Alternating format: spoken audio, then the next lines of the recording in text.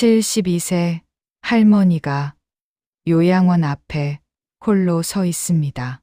손에는 낡은 캐리어 하나, 방금 전까지 함께 있던 아들과 며느리는 차를 타고 떠났습니다. 뒤돌아보지도 않고요. 며칠만 계시다 오세요. 그 말을 믿는 사람은 아무도 없었습니다. 본인조차도요. 하지만 이 할머니는 몰랐습니다. 자신의 낡은 캐리어 안에 100억 원이 넘는 비밀이 숨겨져 있다는 것을요. 그리고 한 달 후 그 아들과 며느리는 무릎을 꿇고 용서를 빌게 됩니다. 오늘은 가족에게 버림받은 한 노인이 어떻게 자신의 인생을 되찾았는지 그 놀라운 이야기를 들려드리겠습니다. 잠깐만요. 이 영상이 도움이 되셨다면 구독과 좋아요 부탁드립니다. 여러분의 작은 관심이 더 좋은 콘텐츠를 만드는 큰 힘이 됩니다. 알림 설정까지 해두시면 새로운 이야기를 가장 먼저 만나보실 수 있어요. 김정희 할머니, 올해 72입니다. 그녀는 평범한 인생을 살아온 사람이었습니다. 남편과 함께 작은 가게를 운영하며 아들 하나를 키웠고, 남편이 뇌졸중으로 쓰러진 후에는 홀로 식당에서 설거지 일을 하며 가족을 부양했습니다. 남편은 10년 전 세상을 떠났습니다. 그 후 정희 할머니는 아들, 부부와 함께 살면서 손주들을 돌봤습니다. 청소, 빨래, 식사 준비까지. 며느리가 직장 생활을 하는 동안 집안일 대부분을 도맡았죠. 그런데 최근 들어 분위기가 달라졌습니다. 며느리 수진 씨의 표정이 점점 굳어졌고, 아들 민수 씨는 어머니와 눈을 잘 마주치지 않게 됐습니다. 저녁 식사 시간이 되면 가족들은 각자의 방으로 흩어졌고, 거실에는 할머니만 남았습니다. 어머님, 요즘 많이 불편하시죠? 어느 날 며느리가 조심스럽게 말을 꺼냈습니다. 무릎도 안 좋으시고 밤에 화장실도 자주 가시잖아요. 저희가 제대로 돌봐드리기 어려울 것 같아서요. 정희 할머니는 알아챘습니다. 이게 무슨 의미인지. 며칠 후 정말로 그날이 왔습니다. 어머니, 오늘 좋은 곳 구경 좀 가실래요? 아들과 며느리는 할머니를 차에 태웠습니다. 도시 외곽으로 한참을 달렸고 차는 한 건물 앞에 멈췄습니다. 행복 실버타운 요양원이었습니다. 어머니, 여기 진짜 좋은 곳이래요. 식사도 나오고 간호사 분들도 계시고요. 며느리는 밝은 척 말했지만 그녀의 목소리는 떨리고 있었습니다. 죄책감 때문이었을까요? 아니면 그냥 빨리 끝내고 싶어서였을까요? 며칠만 계시다가 다시 모시러 올게요. 리모델링 좀 하려고요. 거짓말이었습니다.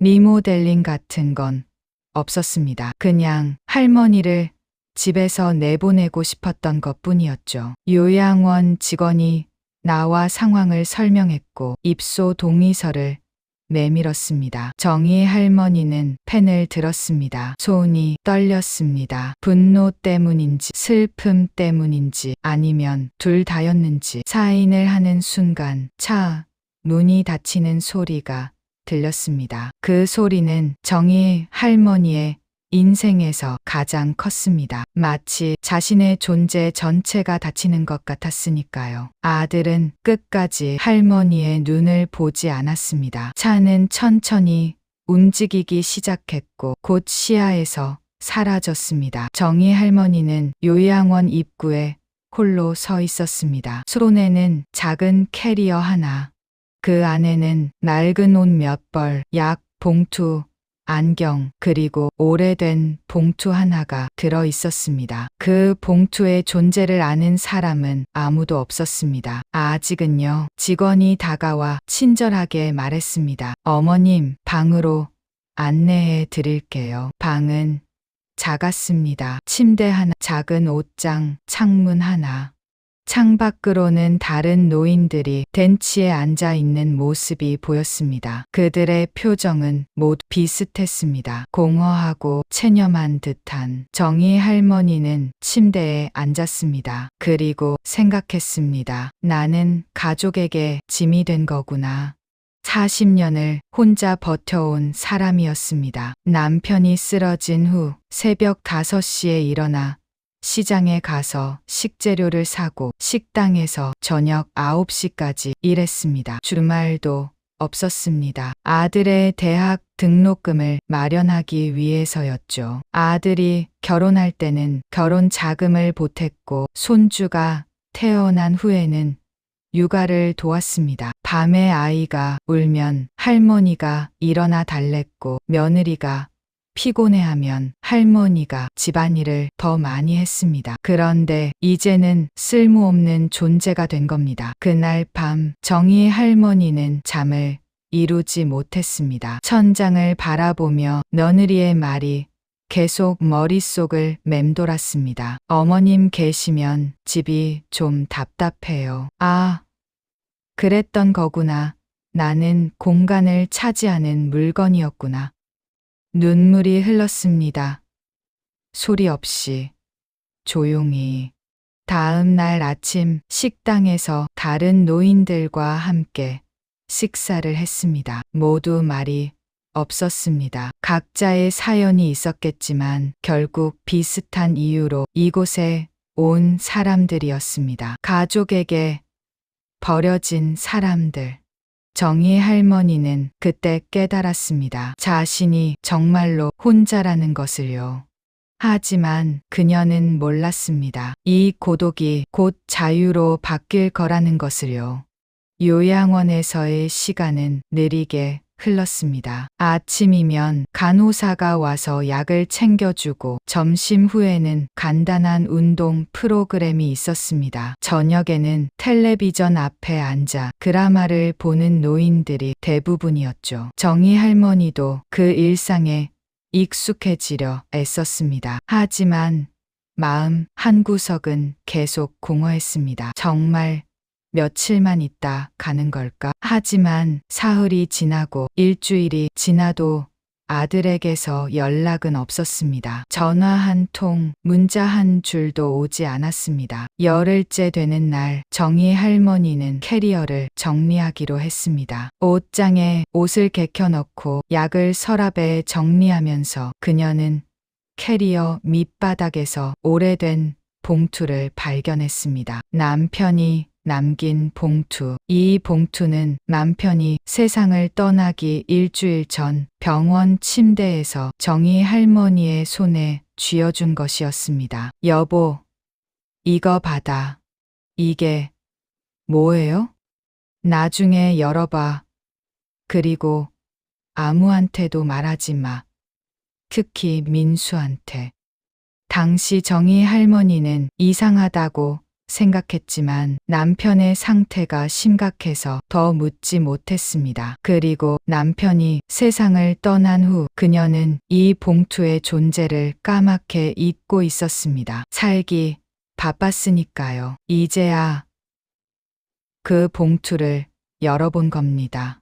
안에는 낡은 서류들이 들어 있었습니다. 주식 증서, 토지 신탁 계약서, 그리고 몇 장의 편지. 정희 할머니는 서류를 천천히 읽었습니다. 하지만 내용이 이해되지 않았습니다. 법률 용어들, 복잡한 숫자들. 그녀는 평생 이런 서류를 다뤄본 적이 없었습니다. 이게 뭐지? 서울 외곽 어딘가의 땅이라는 것 같았는데 정확히 어디인지 얼마나 되는지 알 수 없었습니다. 그냥 종이 쪼가리인가? 그녀는 봉투를 다시 서랍 깊숙이 넣어두었습니다. 그런데 며칠 후 운명 같은 일이 일어났습니다. 토요일 오후 자원봉사자들이 요양원을 방문했습니다. 대부분 젊은 사람들이었는데 주중 한 여자가 정희 할머니의 이름표를 보더니 깜짝 놀랐습니다. 혹시 김정희 어머님이세요? 네, 그런데요. 저 박은영이라고 합니다. 혹시 남편분이 김동철 씨 아니셨나요?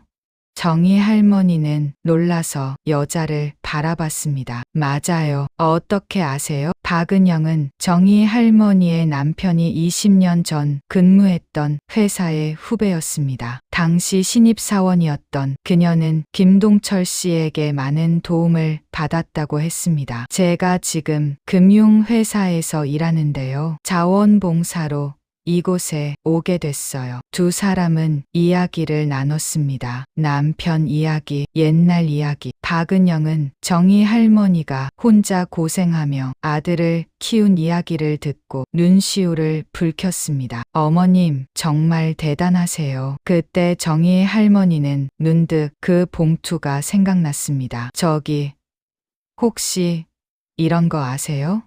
그녀는 방으로 가서 봉투를 가져왔습니다. 박은영은 서류를 펼쳐보더니 표정이 굳어졌습니다. 어머님, 이거 어디서 나온 거예요? 남편이 남긴 건데 뭔지 모르겠어서요. 박은영은 한참 동안 서류를 들여다봤습니다. 주식 증서를 보고 토지 신탁 계약서를 보고 날짜를 확인했습니다. 그리고 조용히 말했습니다. 어머님, 이거 그냥 종이가 아니에요. 무슨 말씀이세요? 이 땅이요. 재개발 구역이에요. 그것도 확정된 구역이고요. 정희 할머니는 이해가 되지 않았습니다. 그게 무슨 뜻이에요? 박은영은 천천히 설명했습니다. 정희 할머니의 남편은 생전에 서울 외곽의 작은 땅을 매입했습니다. 당시에는 아무도 관심 없는 외진 곳이었죠. 하지만 그는 이 지역이 개발될 거라는 정보를 알고 있었습니다. 회사에서 관련 프로젝트에 참여했었거든요. 그래서 조용히 땅을 사두고 부인 명의로 신탁을 했습니다. 아들에게는 알리지 않았습니다. 왜냐하면 아들이 돈 관리를 잘하지 못한다는 걸 알았으니까요.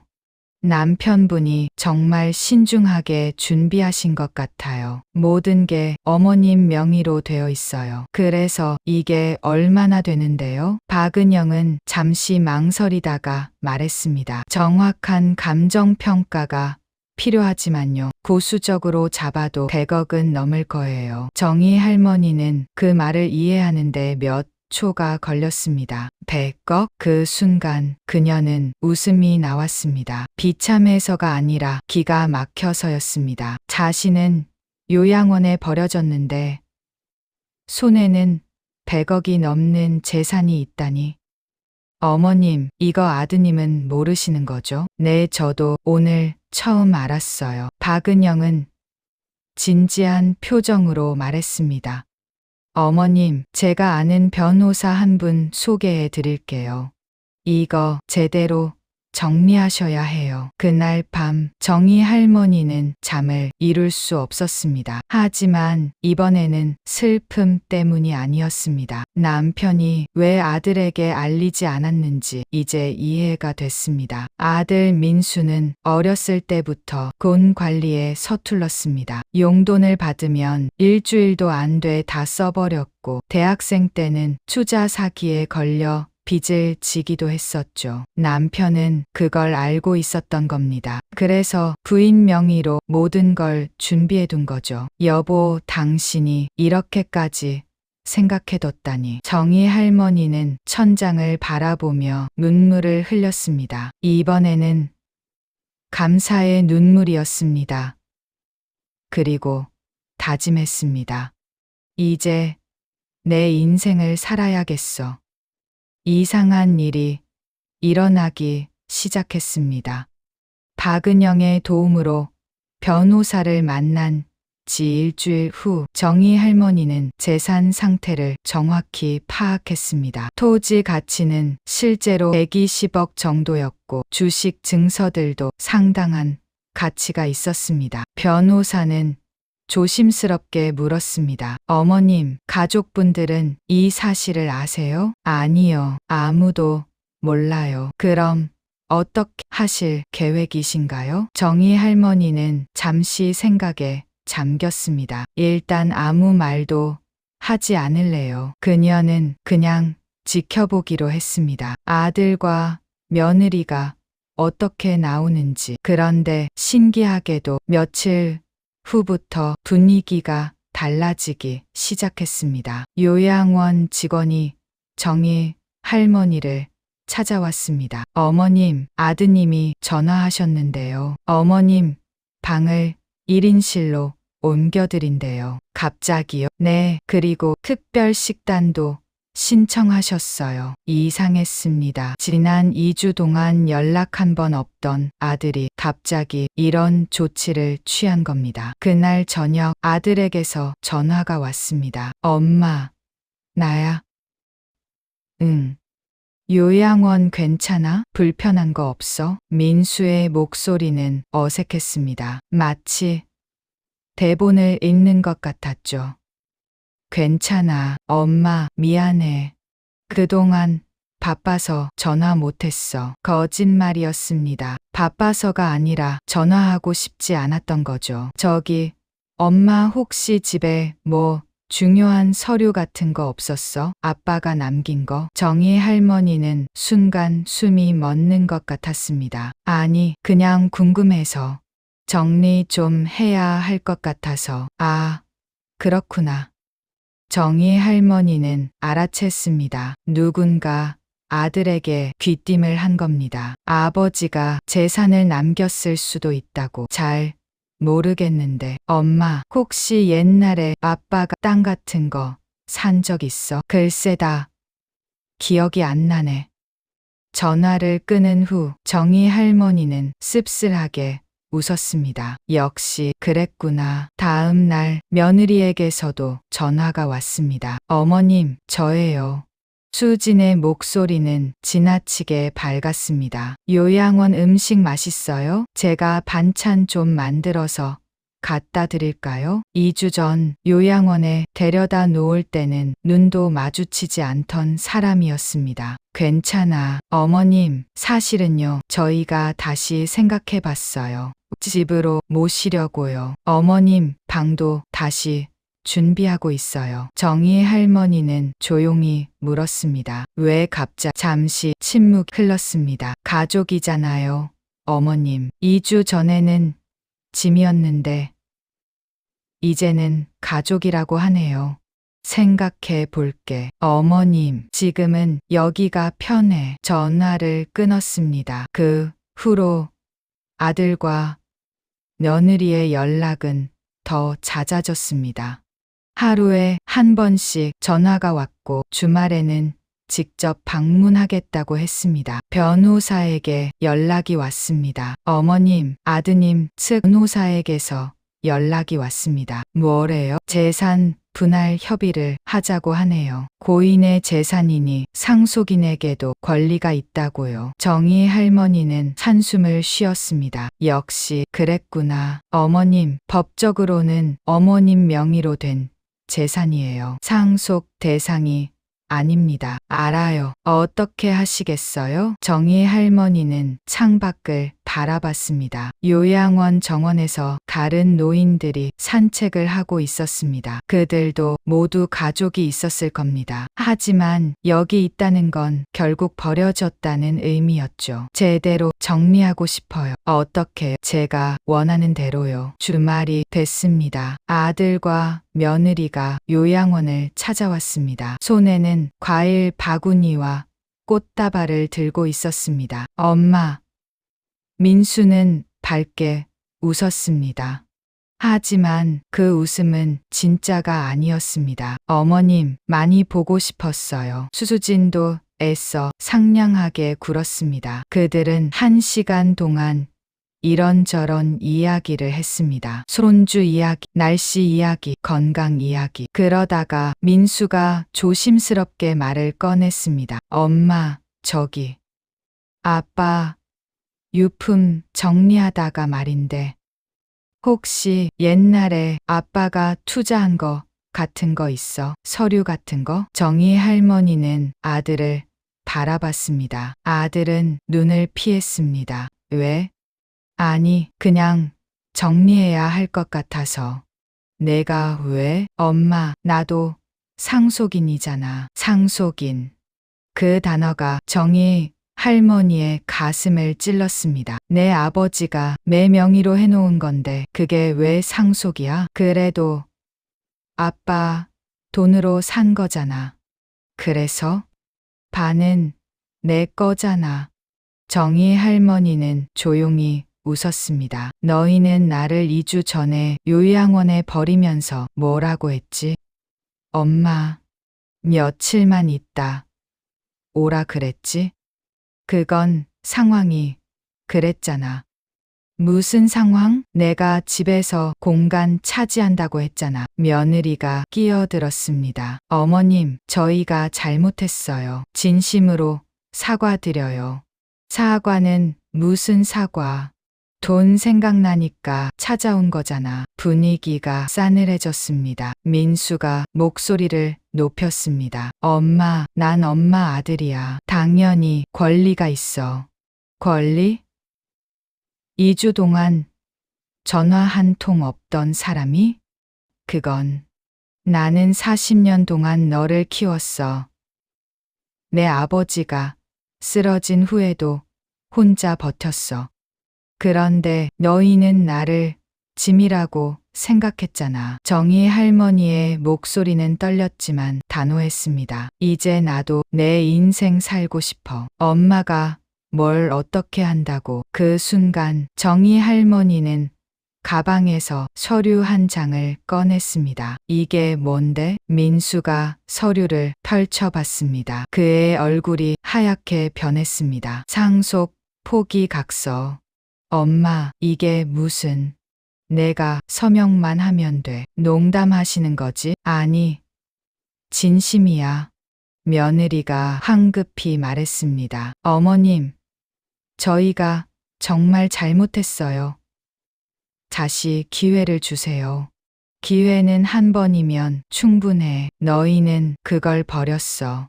정희 할머니는 일어났습니다. 이제 돌아가. 다음에 올 땐 변호사 데리고 와. 아들과 며느리는 할 말을 잃었습니다. 그들은 요양원을 나서며 서로를 원망하는 눈빛을 주고받았습니다. 정희 할머니는 창가에 서서 그들이 떠나는 모습을 지켜봤습니다. 가슴은 아팠습니다. 하지만 후회는 없었습니다. 일주일 후 정희 할머니는 변호사 사무실에 앉아 있었습니다. 어머님, 결정하셨나요? 예. 정희 할머니는 자신이 준비한 메모를 꺼냈습니다. 거기에는 그녀가 며칠 밤을 고민하며 정리한 계획이 적혀 있었습니다. 재산을 세 부분으로 나누고 싶어요. 변호사는 펜을 들고 기록했습니다. 첫째, 40억은 제 노후 자금으로 쓸 거예요. 요양원이 아니라 제가 원하는 곳에서 살고 싶어요. 좋습니다. 둘째, 50억은 손주들 이름으로 교육 신탁을 만들어 주세요. 단 아들 부부가 임의로 쓸 수 없게 해주세요. 손주들이 성인이 되면 직접 관리하게요. 변호사가 고개를 끄덕였습니다. 그리고 셋째는요? 30억은 기부할 거예요. 어디에요? 요양원에 버려진 노인들을 위한 재단을 만들고 싶어요. 갈 곳 없는 어르신들이 존엄하게 살 수 있도록요. 변호사는 잠시 정희 할머니를 바라봤습니다. 훌륭한 결정이십니다. 어머님, 그리고 아들에게 보낼 서류 하나 더 준비해 주세요. 무슨 서류요? 상속권 포기 확인서요. 법적으로 제 명의 재산이니 상속 대상이 아니라는 걸 명확히 하고 싶어요. 알겠습니다. 서류 작업은 한 달이 걸렸습니다. 그동안 아들과 며느리는 계속 연락을 해왔습니다. 처음에는 애원하듯이, 나중에는 협박하듯이. 엄마, 이러면 연 끊는다. 그래라. 후회할 거야. 내가 더 후회할 걸. 정희 할머니는 더 이상 흔들리지 않았습니다. 그리고 마침내 모든 준비가 끝났습니다. 변호사는 아들 부부에게 정식 문서를 발송했습니다. 재산 분할 계획서와 상속권 포기 확인서였습니다. 그날 밤 아들에게서 전화가 왔습니다. 엄마, 이게 무슨 짓이야? 내 재산을 내가 쓰겠다는데 무슨 문제야? 손주들 돈도 못 쓰게 해? 내가 아빠야. 너는 아빠 자격이 없어. 뭐, 돈 때문에 엄마를 버린 사람이 무슨 아빠야. 나는 돈 때문이 아니었어. 그럼 뭐 때문이었는데? 민수는 말을 잇지 못했습니다. 너는 나를 짐이라고 생각했어. 그래서 요양원에 버렸잖아. 근데 돈이 있다는 걸 알고는 다시 찾아왔어. 엄마, 나는 내가 그런 사람인 줄 몰랐어. 내가 키운 아들이 이럴 줄은. 정희 할머니의 목소리가 떨렸습니다. 엄마도 사람이야. 마음이 있어. 너희가 나를 어떻게 대했는지 다 기억해. 엄마, 미안해. 진짜 미안해. 미안하다는 말은 이제 듣기 싫어. 전화를 끊었습니다. 그날 밤 정희 할머니는 처음으로 후련한 마음으로 잠들었습니다. 다음 날 또 한 통의 전화가 왔습니다. 이번에는 며느리였습니다. 어머님, 제발 다시 한 번만 생각해 주세요. 생각은 끝났어.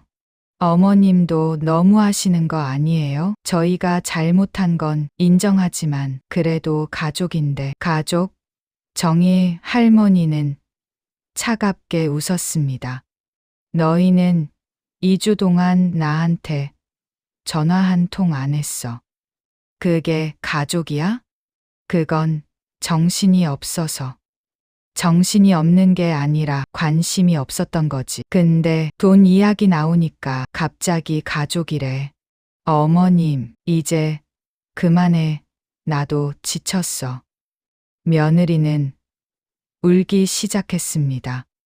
어머님, 저희 잘못했어요. 정말 후회하고 있어요. 제발 용서해 주세요. 정희 할머니는 한참을 침묵했습니다. 용서는 시간이 지나면 할 수도 있어. 하지만 다시 함께 살 수는 없어. 왜요?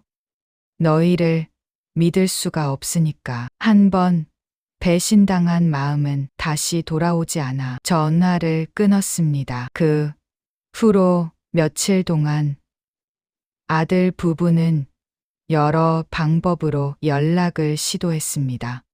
문자, 메시지, 이메일, 심지어 요양원에 직접 찾아오기도 했습니다. 하지만 정희 할머니는 만나주지 않았습니다. 그러던 어느 날 손주가 요양원을 찾아왔습니다. 대학생인 큰 손주 지훈이었습니다. 할머니, 정희 할머니는 손주를 보자 마음이 흔들렸습니다. 지훈이는 아무 잘못이 없었으니까요. 지훈아, 할머니, 제가 몰라서 그랬어요. 아빠가 할머니를 요양원에 보낸 줄 몰랐어요. 알았어. 내 잘못은 아니야. 할머니, 저는 할머니 편이에요. 지훈이의 눈에 눈물이 고였습니다. 아빠한테 화났어요. 어떻게 할머니를 그럴 수 있어요. 정희 할머니는 손주를 끌어안았습니다. 괜찮아. 할머니는 괜찮아. 할머니, 저 돈 필요 없어요. 그냥 할머니가 행복하시면 돼요. 그 말에 정희 할머니는 눈물을 흘렸습니다. 고맙다, 지훈아. 할머니, 아빠한테 한 번만 더 기회를 줄 수 없어요? 정희 할머니는 고개를 저었습니다. 미안하지만 할머니는 이제 내 인생을 살고 싶어. 할머니. 지훈아, 너는 착한 아이야. 할머니가 너를 위해 준비해 둔 게 있어. 내가 원하는 공부 마음껏 하렴. 할머니. 둘은 한참을 안고 있었습니다. 지훈이가 떠난 후 정희 할머니는 더 확신했습니다. 자신의 선택이 옳았다고. 2달 후 정희 할머니는 요양원을 나왔습니다. 그녀가 선택한 곳은 바닷가 마을의 작은 집이었습니다. 2층 집에 작은 마당이 있고 창문을 열면 바다가 보이는 곳이었죠. 어머님, 여기 정말 좋네요. 박은영이 이사를 도와주러 왔습니다. 그치? 나도 마음에 들어. 집은 아담했지만 정희 할머니에게는 완벽했습니다. 1층에는 거실과 주방, 작은 서재가 있었고 2층에는 침실과 작은 다락방이 있었습니다. 마당에는 작은 텃밭을 만들 수 있었습니다. 어머님, 이제 뭐 하고 싶으세요? 글쎄, 우선 푹 쉬고 싶어. 그리고 하고 싶었던 것들 하나씩 해볼까 해. 정희 할머니는 평생 자신을 위해 산 적이 없었습니다. 항상 남편을 위해, 아들을 위해, 가족을 위해 살았죠. 이제는 자신을 위해 살 차례였습니다. 첫 주에는 그냥 쉬었습니다. 아침에 늦게 일어나고 바다를 바라보며 커피를 마시고 아무 생각 없이 하루를 보냈습니다. 그게 얼마나 큰 사치인지 이제야 알았습니다. 둘째 주부터는 마을을 탐험하기 시작했습니다. 작은 시장에서 장을 보고 이웃들과 인사를 나누고 해변을 산책했습니다. 마을 사람들은 친절했습니다. 서울에서 온 할머니를 따뜻하게 맞아주었죠. 할머니, 여기 생선 싱싱해요. 하나 가져가세요. 시장 아주머니가 고등어 한 마리를 덤으로 얹어주었습니다. 감사합니다. 여기 사실 거예요? 좋으신 결정이에요. 여긴 공기도 좋고 사람들도 좋아요. 정희 할머니는 미소 지었습니다. 네, 저도 그렇게 느끼고 있어요. 셋째 주에는 마을 도서관에 등록했습니다. 평생 책을 제대로 읽어본 적이 없었거든요. 살기 바빠서. 첫 번째로 빌린 책은 시집이었습니다. 한 줄 한 줄 천천히 읽으며 정희 할머니는 깨달았습니다. 세상에는 아름다운 것들이 이렇게 많았구나. 그리고 넷째 주, 특별한 일이 일어났습니다. 마을 커뮤니티 센터에서 그림 수업이 열린다는 소식을 들었습니다. 할머니, 한번 와보세요. 재밌어요. 이웃 할머니가 권유했습니다. 정희 할머니는 망설였습니다. 평생 붓을 잡아본 적이 없었으니까요. 하지만 용기를 내서 참석했습니다. 첫 수업에서 그린 그림은 엉망이었습니다. 하지만 이상하게 즐거웠습니다. 할머니, 재능 있으세요. 선생님이 격려해 주었습니다. 아니에요. 엉망인데요. 아니에요. 색감이 독특해요. 계속 하시면 잘하실 거예요. 정희 할머니는 그 말에 힘을 얻었습니다. 그 후로 매주 수업에 참석했고 집에서도 혼자 그림을 그렸습니다.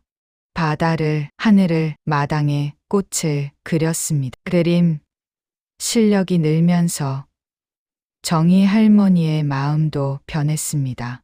더 가벼워지고 더 밝아졌습니다. 3개월이 지났을 때 마을 카페에서 작은 전시회가 열렸습니다. 그림 수업 수강생들의 작품 전시였죠. 정희 할머니도 그림 3점을 출품했습니다. 전시회 개막일 많은 사람들이 왔습니다. 그리고 놀랍게도 정희 할머니의 그림 한 점이 팔렸습니다. 이 그림 사고 싶어요. 젊은 여자가 말했습니다. 정말요? 네. 뭔가 따뜻해요. 이 그림을 보면 위로가 되는 것 같아요. 정희 할머니는 눈물이 날 것 같았습니다. 자신의 작품이 누군가에게 위로가 된다니 감사합니다. 그날 저녁 정희 할머니는 바닷가에 앉아 노을을 바라봤습니다. 72년 인생에서 처음으로 진짜 자유를 느꼈습니다. 그때 전화가 울렸습니다. 지훈이었습니다. 할머니, 저예요. 지훈아, 안녕. 할머니, 학교 근처라 지나가는 길인데 할머니 집에 들러도 돼요? 물론이지. 언제든 와라. 할머니, 저 아빠랑 안 와요. 혼자 가도 돼요? 그래. 혼자 와. 다음 주 지훈이가 찾아왔습니다. 할머니, 여기 정말 좋다. 지훈이는 할머니의 집을 둘러보며 감탄했습니다. 그치? 할머니도 마음에 들어. 할머니, 그림도 그리세요? 거실에 걸린 정희 할머니의 그림을 보고 지훈이가 물었습니다. 응. 요즘 배우고 있어. 대박, 할머니 재능 있으시네요. 두 사람은 저녁을 함께 먹고 해변을 산책하며 이야기를 나눴습니다. 할머니, 행복해 보이세요. 그래? 할머니도 그렇게 느껴. 아빠한테는 비밀인데요. 저도 할머니처럼 살고 싶어요. 무슨 말이야? 다른 사람 눈치 보지 않고 제가 하고 싶은 거 하면서요. 정희 할머니는 손주의 손을 잡았습니다. 지훈아, 넌 할 수 있어. 할머니가 응원할게. 감사합니다, 할머니. 지훈이가 돌아간 후 정희 할머니는 다시 한번 생각했습니다. 자신의 선택이 옳았다고. 이제 그녀에게는 새로운 일상이 있었습니다. 아침에는 해변을 산책하고, 오전에는 텃밭을 돌보고, 오후에는 그림을 그리거나 책을 읽었습니다. 저녁에는 이웃들과 차를 마시며 이야기를 나누고, 밤에는 파도 소리를 들으며 잠들었습니다. 단순하지만 평화로운 일상이었습니다. 6개월이 지났을 때 정희 할머니에게 한 통의 편지가 왔습니다. 아들에게서였습니다. 편지를 열어보니 손편지였습니다. 엄마에게. 엄마, 저 민수입니다. 편지 쓰는 게 얼마만인지 모르겠네요. 엄마, 저 정말 많이 반성했어요. 엄마를 요양원에 보낸 것, 돈 때문에 다시 찾아간 것, 모두 제 잘못이었어요. 변명하고 싶지 않아요. 그냥 잘못했다고 말하고 싶어요. 엄마는 40년 동안 저를 키우셨죠. 아빠가 쓰러진 후에도 혼자 저를 대학까지 보내셨어요. 저는 그걸 잊고 있었어요. 아니, 잊은 게 아니라 당연하게 여겼던 것 같아요. 엄마가 저를 위해 희생하는 게 당연하다고 생각했어요. 그런데 이제야 깨달았어요. 엄마도 한 사람이고 엄마에게도 인생이 있다는 걸. 늦었지만 이제라도 알게 돼서 다행이에요. 엄마, 용서를 바라는 건 아니에요. 그냥 엄마가 행복하셨으면 좋겠어요. 엄마가 원하시는 대로 사세요. 저는 이제 제 인생을 제대로 살아볼게요. 엄마처럼 누군가에게 짐이 되지 않도록요. 사랑합니다, 엄마. 민수, 올림.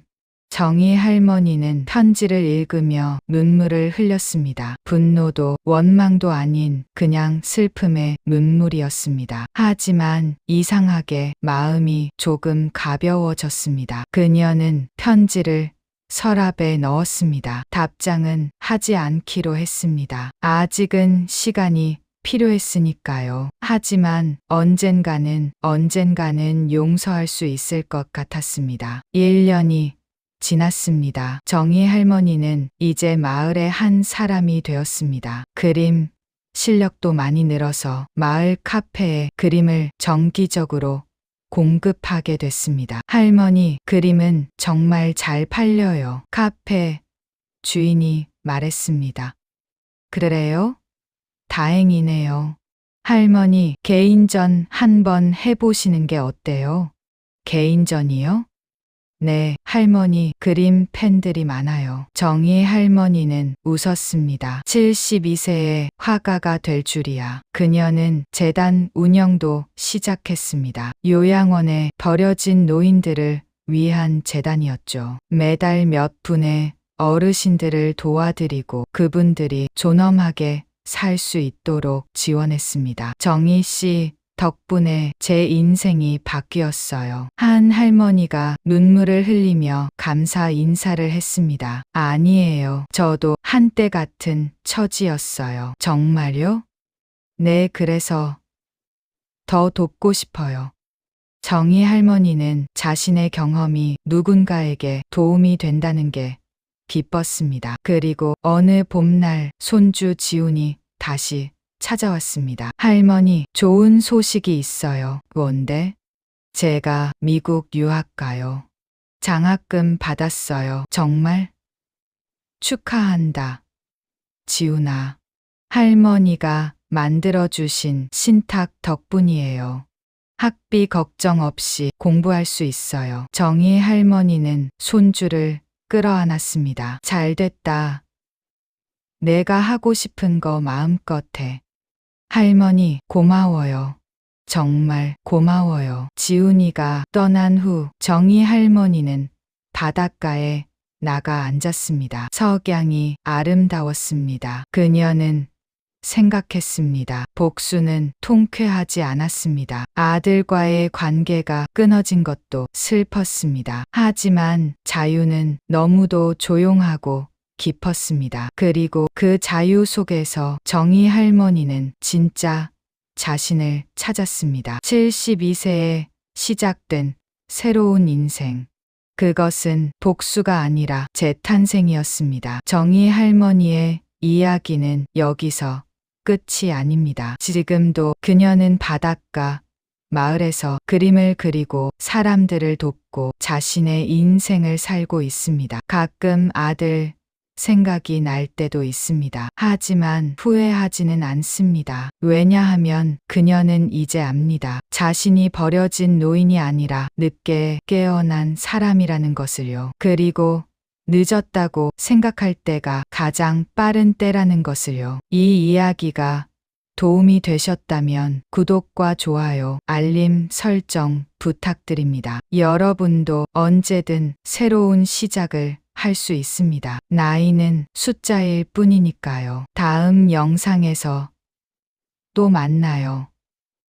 감사합니다.